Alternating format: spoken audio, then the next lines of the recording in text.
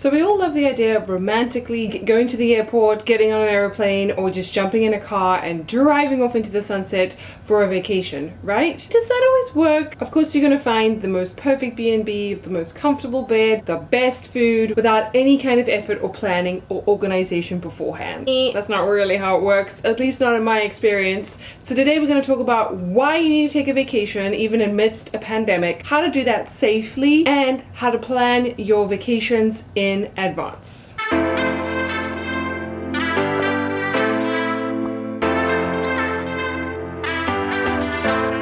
If you're new here, my name is Julie. I'm an occupational therapist.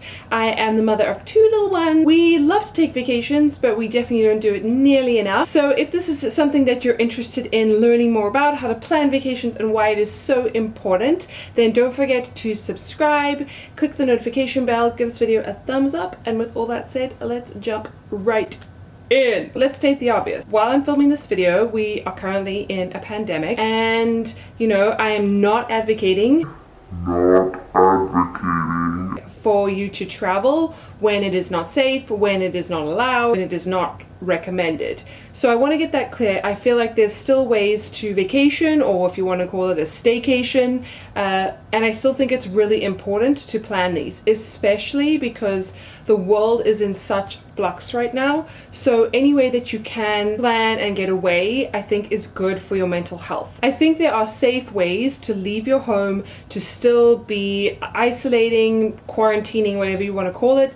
Maybe you're driving 2 hours from your home, but you're staying in your state and you're not really interacting with other people. I think it's still worthwhile, depending on how you live and where you live, just to have a change of scenery. For us, we live in a tiny apartment in New York City, and we need to get out because we're going a little crazy. Everybody's locked down in their homes, and I want to appreciate my apartment again, because it's always nice to come back after vacation and sleep in your own bed, right? Give me a thumbs up if you agree with that. I think this is also an opportunity to explore around you and explore your local area, something that you may not have considered, because we always put so much emphasis on the big fancy trips and like saving up for so long and all this stuff. But maybe this is a time now where you can stay small, where you don't need to spend a ton of money, and you can just really enjoy what is immediately around you in, say, a 2 or 3 hour driving distance radius. And lastly, I think it's important to do a little staycation in your area because you're supporting local business, and we all know that this has been really hit financially. The travel industry especially has been hit,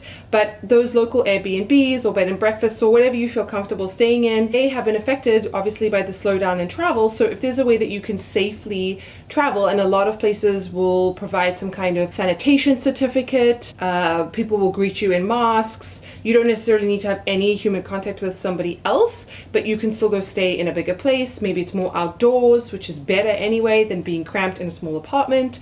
So I think there are ways to travel responsibly with all of these things in mind. Okay, so how to plan ahead for vacations. I think it's really important because otherwise time just passes you by, and you now have got to this month of the year that you want to take a vacation and nothing has been planned. So what I would recommend that you do, some of the advice is to sit down and have like a 3-hour conversation on the goals for the year and the plans. And if you're able to do that, that's awesome. For me, I find that's hard to nail my husband down to sit down and actually talk about things for the amount of time that it takes. So what I would recommend you do is just bite-sized planning. So you sit down at the dinner table and you decide, okay, we want to take 2 trips this year. And maybe this year's going to look different from somewhere else, but we're going to take 2 local driving distance trips this year. Make sure that by the end of dinner or whenever you've sat down, that there is an action in place. So make sure that one of you is going to plan the trip, or both of you know exactly what you need to do, and everybody has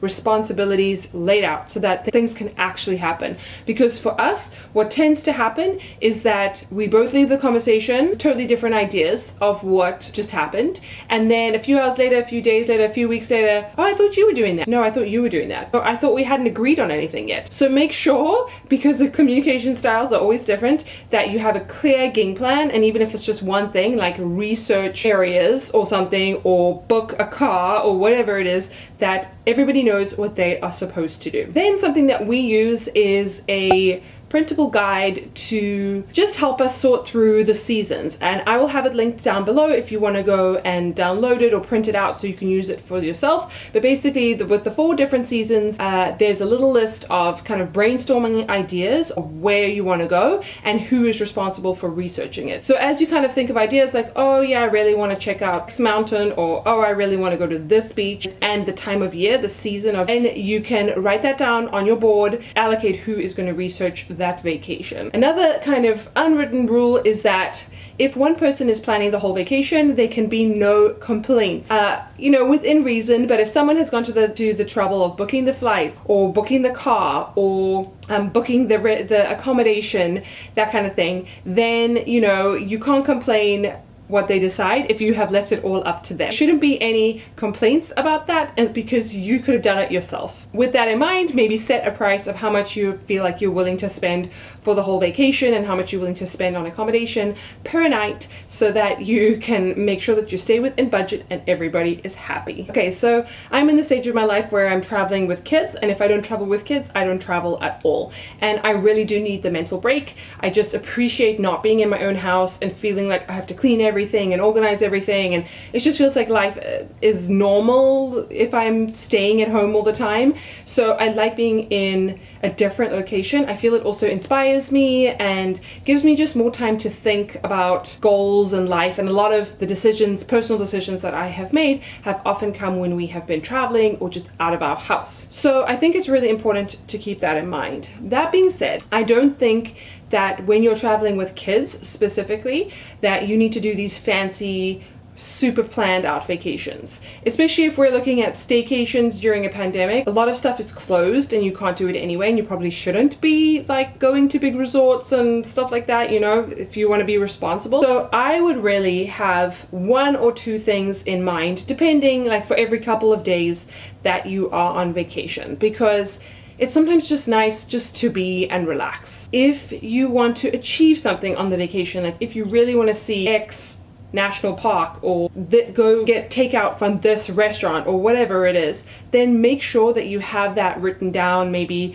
on your planning map, so that you know that these are the 2 things that you really want to do while you go to this place, so that you can make sure that it gets done. Because what I have found in my experience, especially with kids, where we don't have as much flexibility as we used to, it's super critical to be organized and just have 2 or 3 goals in mind of places that you want to visit when you're in a specific location, so that you actually do it. Because then it kind of stinks when you leave the vacation and you're like, we didn't do anything, even though you probably just rested and relaxed, and that's totally fine and that's enough. Okay, so you've maybe planned for 2 trips in the year depending on how much time off you have, and now you need to narrow down where you're gonna go. So obviously, you know, our options are limited now, so I would pick 2 realistic places and then assign each adult in the family, assuming that there is 2. If there's only 1, then only 1. Have that person be the lead or the responsible person to plan the trip, and then go ahead and look at in your budget where you can stay.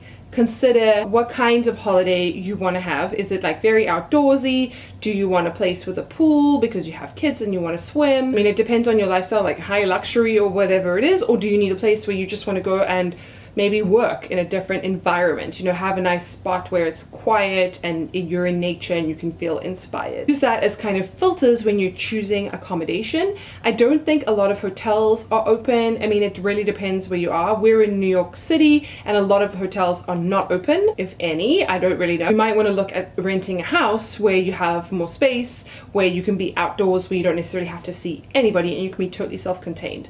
Consider also, like, you want to be self-catering, buy your own food and all this kind of stuff. I think that'll be helpful to make your own meals, especially in a pandemic. You want to minimize your contact with people, so that's awesome. And then, as I said, plan 1 or 2 goals and book it. Check how long you have before you have to confirm, and how long you would have if you had to cancel and lose your deposit. That's really important, because a lot of people's plans changed secondary to COVID and the pandemic and everything, and you know, we didn't know at the time like that there was a high likelihood that our vacations would be cancelled. So now, considering this current climate, look at, you know, if you're using a service like Airbnb or something, look at how long you have until you can cancel it. And often they can be super lenient, like up to 5 days before you can cancel and get your full money back, which is, I think, pretty reasonable and pretty awesome considering the circumstances. So make sure that you can cancel your rental car, that you can cancel if you are flying somewhere, that you can cancel your accommodation within good time, so that as things evolve and change,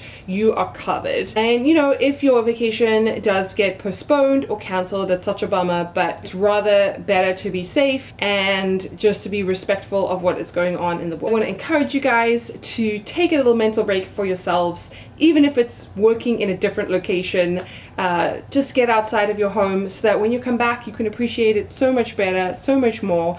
It's good for your kids to also just be outside and enjoying, well, we're in summer now, enjoying summertime. It's really, really important, and it's really good bonding as a family. So I encourage you to try and do it as and when is possible for you and your personal circumstances. If you like this video, don't forget to give it a thumbs up, subscribe, click the notification bell, let me know where you want to go on vacation as soon as we're allowed to go, and I can't wait to see you in my next video.